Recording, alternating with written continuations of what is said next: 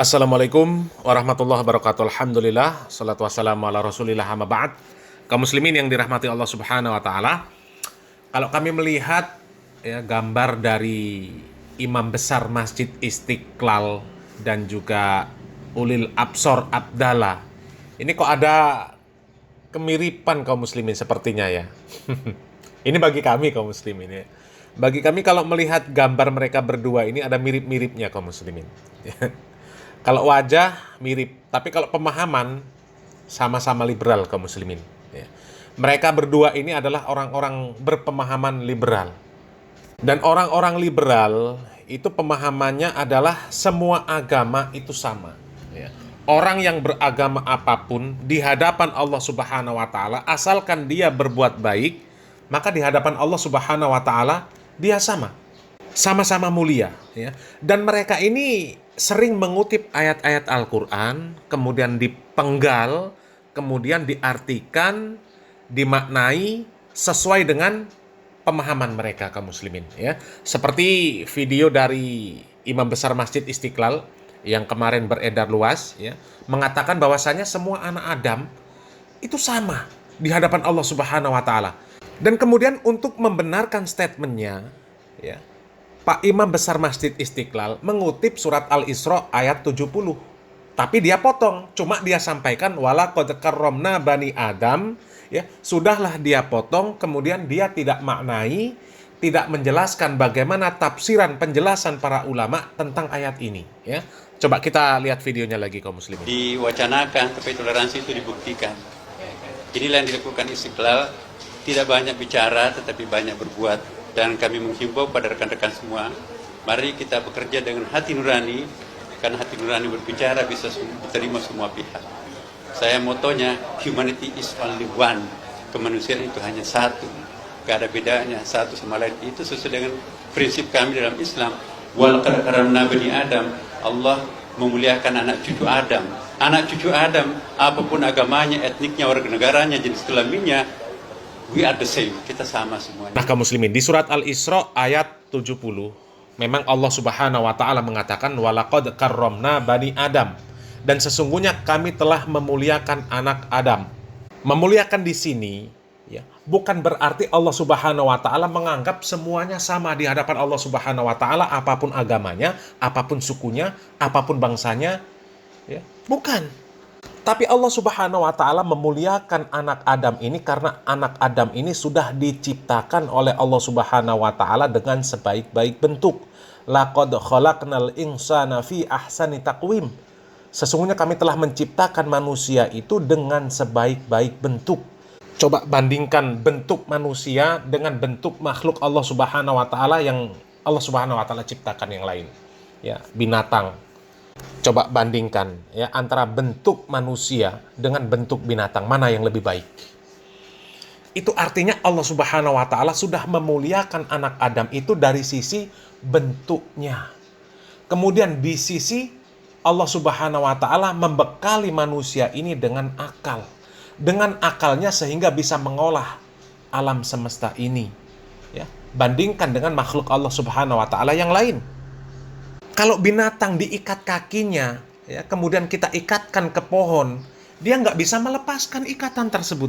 Tapi manusia, Allah Subhanahu wa taala berikan akal. Kalau diikat, bisa melepaskan. Kemudian makhluk Allah Subhanahu wa taala yang lain, ya, Allah Subhanahu wa taala tidak berikan mereka makanan dan minuman seperti yang Allah Subhanahu wa taala berikan kepada manusia. Ya, ada di sana pemakan bangkai, ada yang pemakan daun-daun, ada yang pemakan kayu-kayu, ya. Tapi manusia, alangkah indahnya, ya, rezeki yang telah Allah Subhanahu wa taala berikan kepada manusia. Itu yang dimaksud laqad karramna bani Adam. Allah Subhanahu wa taala sudah memuliakan anak Adam ini karena bentuk fisiknya dan karena Allah Subhanahu wa taala sudah membekali mereka dengan akal dan pikiran. Yang kemudian dengan akal dan pikiran itulah Allah Subhanahu wa taala menguji mereka, mampukah dengan akal tersebut mereka membedakan antara yang hak dengan yang batil? Mampukah mereka merenungi ayat-ayat Allah Subhanahu wa Ta'ala? Mampukah mereka membedakan antara tauhid dan syirik? Bukan kemudian dikatakan walaqad karramna bani Adam, dikatakan anak Adam ini semuanya mulia, semuanya sama di hadapan Allah Subhanahu wa Ta'ala, semuanya mulia. Kalau kemudian orang-orang yang non-muslim, orang-orang kafir, kemudian dianggap sama di hadapan Allah Subhanahu wa Ta'ala, dianggap mulia, lalu dikemanakan surat Al-Bayyinah ayat 6. Innalladzina kafaru min ahlil kitab wal musyrikin fi nari jahannama khalidina fiha ulaika hum syarrul bariyah. Sesungguhnya orang-orang yang kufur dari golongan ahlul kitab dan orang-orang musyrik, ya, maka mereka jahanam tempatnya. Mereka kekal di dalamnya. Mereka itu seburuk-buruk makhluk. Ulaika hum syarrul bariyah. Mau dikemanakan ayat ini? Ya, ini jelas. Dan mau dikemanakan ayat Allah Subhanahu wa Ta'ala yang mengatakan innad dina indallahil Islam. Sesungguhnya agama yang ada di sisi Allah, yang diridhoi oleh Allah Subhanahu wa Ta'ala, yang diterima oleh Allah Subhanahu wa Ta'ala hanyalah Islam.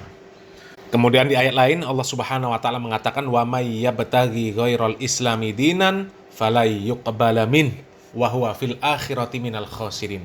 Dan orang-orang yang mengambil agama selain Islam, maka sekali-kali tidak akan diterima oleh Allah Subhanahu wa Ta'ala, wa huwa fil akhirati minal khasirin. Dan nanti di akhirat mereka akan menjadi orang-orang yang merugi.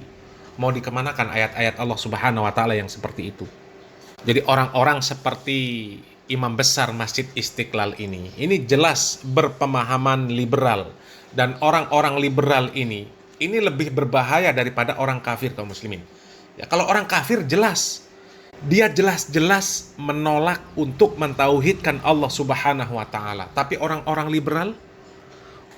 liberal membenarkan semuanya. Sehingga sangat berpotensi orang-orang liberal ini menyesatkan kaum muslimin dan juga menutup pintu hidayah bagi orang-orang kafir. Orang-orang muslim nanti akan disesatkan oleh orang-orang liberal ini. Sehingga tauhidnya hancur. Menganggap semua agama sama. Apapun agamanya, selama berbuat baik, kemudian di hadapan Allah Subhanahu wa Ta'ala, di akhirat nanti, pasti akan mendapatkan tempat yang mulia juga. Ya. Ini pemahaman orang liberal kaum muslimin, ya. Coba kita simak, ini adalah video dari seorang tokoh yang berpemahaman liberal kaum muslimin. Dan ini pemahaman yang sangat berbahaya kaum muslimin. Agama itu akan dilihat dari apa yang kita kerjakan. Jangan lihat apa agamamu, tapi lihat apa yang dikerjakan temanmu pada kita. Orang yang jujur, orang yang soleh, punya solidaritas sosial, punya dedikasi, punya loyalitas, apapun agamanya, dia pasti mendapat tempat yang terbaik di sisi Allah Subhanahu wa Ta'ala. Apapun agamanya, dia pasti mendapat tempat yang terbaik di sisi Allah Subhanahu wa Ta'ala. Nah kaum muslimin, ya, orang-orang yang berpemahaman liberal seperti ini kaum muslimin, ini lebih berbahaya daripada orang-orang yang jelas-jelas kafir kaum muslimin, ya. Lebih berbahaya daripada orang-orang yang jelas-jelas dia orang musyrik. Kalau orang-orang musyrik kaum muslimin, penyembah batu, penyembah patung, penyembah sapi, ya, mereka masih bisa diharapkan untuk masuk ke agama Islam. Masih bisa diharapkan mereka bertobat dari kekafiran dia. Asalkan dia menggunakan akalnya, insya Allah dia akan bisa menerima syariat Islam. Kalau dia berpikir, ya, misal penyembah sapi. Orang yang menyembah sapi, seandainya menggunakan akal dan pikirannya, dia akan berhenti nyembah sapi. Kenapa? Sapi kok disembah? Sapi kok dimintai pertolongan? Sapi kok diharapkan bisa menyelamatkan hidup dan matinya? Sementara sapi sendiri seandainya tidak dikasih makan, dia tidak bisa makan. Seandainya diikat oleh manusia, dia tidak bisa melepaskan diri. Ya. Seandainya disembelih sama manusia, dia nggak bisa berontak. Lalu bagaimana dia bisa bergantung hidupnya kepada sapi? Itu kalau orang berakal, dia akan berpikir, masa iya? Ya, kami manusia bergantung hidupnya kepada sapi, bertawakal kepada sapi, menggantungkan rizki kita, keselamatan kita, nasib kita dunia dan akhirat kepada sapi. sementara sapi bergantung kepada manusia. Ini kalau orang musyrik, jelas-jelas musyrik kaum muslimin. Kalaupun dia tetap pada pendiriannya menganggap sapi tersebut adalah Tuhan dan kemudian mendakwahkan bahwa sapi adalah Tuhan, maka orang yang berakal ketika mendengarkan dakwah mereka akan berpikir, ya. Dan orang yang sehat dan waras akalnya akan menolak dakwah yang seperti itu. Tapi kalau orang-orang liberal kaum muslimin, ini sangat berbahaya. Ya, dia akan membenarkan semuanya. Orang Islam akhirnya dibuat oleh orang-orang liberal untuk berkeyakinan bahwa semua agama sama, semua sesembahan sama. Yang nyembah patung benar, yang nyembah sapi benar, yang nyembah pohon benar, yang nyembah batu benar, yang nyembah api benar.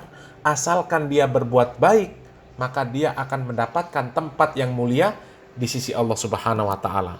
Itu kan berbahaya kaum muslimin. Sementara seandainya ada orang dari orang-orang musyrik yang ingin bertaubat, sadar bahwa sesembahannya ini nggak benar, kemudian dia ingin masuk Islam, maka orang-orang liberal ini akan menutup hidayah bagi orang-orang kafir tersebut, bagi orang-orang musyrik tersebut. Akan dia halangi. Ya nggak perlu masuk Islam. Ya, kenapa masuk Islam? Ente mau beragama apa saja sama kok. Ya nggak perlu di Islam. Asalkan ente berbuat baik, maka ente akan mendapatkan tempat yang terbaik di sisi Allah Subhanahu wa Ta'ala. Ya, maka orang-orang seperti itu nggak jadi masuk Islam. Dia akan berpikir, ngapain masuk Islam, susah. Ya, sehari sholat 5 kali. Belum lagi harus menutup aurat. Belum lagi laki-laki dan perempuan non-mahram nggak boleh bersentuhan. Ya, belum lagi ada halal, ada haram. Nggak boleh riba dan sebagainya. Akan berat. Ya, sehingga orang-orang musyrik yang ingin masuk Islam terhalang hidayahnya oleh orang-orang liberal. Sementara orang-orang yang Islam, tauhidnya jadi hancur gara-gara orang-orang liberal. Belum lagi pemahaman-pemahaman sesat yang lainnya yang dimiliki oleh orang-orang liberal kaum muslimin. Jadi kalau kita melihat video dari imam besar Masjid Istiqlal dan juga tokoh liberal tadi kaum muslimin, Maman Imanul Haq, maka jelas ya, bahwa imam besar Masjid Istiqlal ini berpemahaman liberal.